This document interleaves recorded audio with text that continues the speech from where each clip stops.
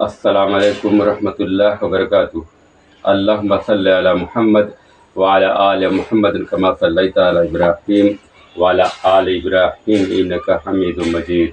اللہم بارک علی محمد وعلی آل محمد کما بارکت علی ابراہیم وعلی آل ابراہیم انک حمید مجید۔ آج ہمارا قصے کا موضوع ہے زکریا علیہ السلام۔ زکریا علیہ السلام بھی بنی اسرائیل کی ہدایت کے لیے بھیجے گئے تھے۔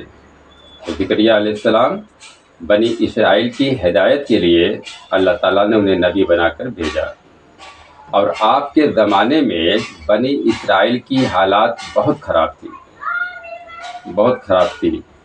بگڑے ہوئے تھے اور ایک دوسرے کے لڑائی جھگڑے میں پیش رہتے تھے، ہر طریقے سے نافرمانی پہ اترے تھے۔ لیکن اس میں بہت سے لوگ ایسے تھے کہ جو اچھے لوگ تھے، یعنی کہ اللہ کی عبادت کرنے والے تھے، اور اس میں ایسی عورتیں تھیں اس زمانے میں ایسی عورتیں بھی تھیں جو اپنی اولاد کو اللہ تعالیٰ کی عبادت کے لیے وقف کر دیا تھا، صرف دین کی تعلیم حاصل کرنے کے لیے اور دین پر چلنے کے لیے، اور پھر ان سے کوئی دنیا کا کام نہیں لیا جاتا تھا۔ بہت سی عورتیں ایسی تھیں۔ تو زکریا علیہ السلام کی کوئی اولاد نہیں ہوئی، ان کی بیوی جو ہے وہ باجھ تھی، اور ایک دفعہ خود زکریا علیہ السلام اللہ تعالیٰ سے دعا کیے اور کہے کہ اے اللہ، میری ہڈی کمزور ہو گئی ہے، اور بڑھاپے کی وجہ سے میرے سر کے بال سفید ہو گئے ہیں، لہذا مجھے ایک وارث عطا فرما،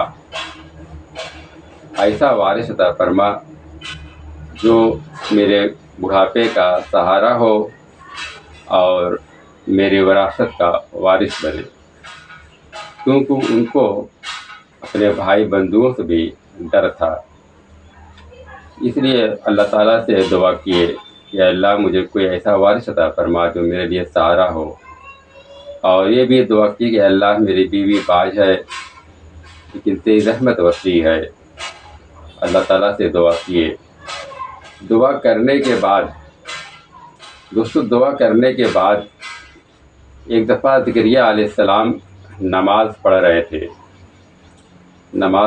تھے، تبھی اللہ تعالیٰ فرشتوں کے ذریعے ان کو ایک خوشخبری دی کہ تم کو ایک اولاد ہوگی، یعنی کہ یحییٰ پیدا ہوں گے،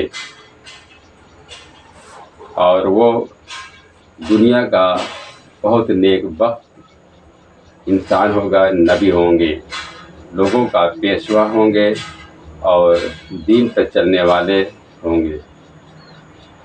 یہ خبر سن کر زکریا علیہ السلام بہت تعجب سے یہ کہے کہ مجھے کیسے اولاد ہوگی، کیونکہ میں اس قدر بڑھاپے میں ہوں اور میری بیوی بھی باجھ ہے۔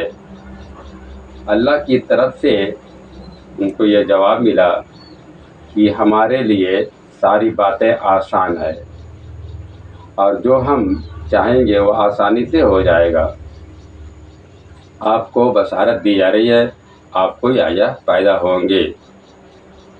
حضرت یحییٰ جب پیدا ہوئے تو اللہ تعالیٰ نے ان کو بہت اچھی دانائی عطا کی اور علم و حکمت سے نوازا، اور توریت پر چلنے کی توفیق دی۔